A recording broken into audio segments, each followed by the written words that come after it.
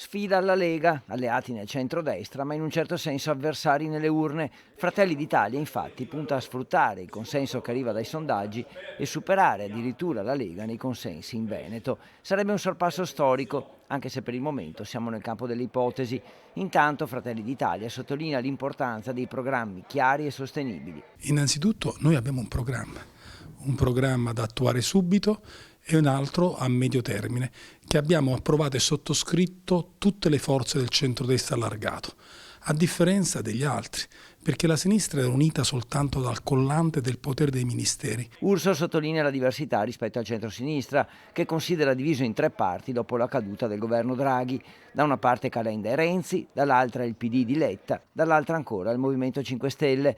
Tre progetti diversi, con leader e programmi diversi. Intanto c'è da pensare ai cittadini. Le prime cose che dobbiamo affrontare sono il costo dell'energia, perché così come è giunto è insopportabile per le imprese e per le famiglie.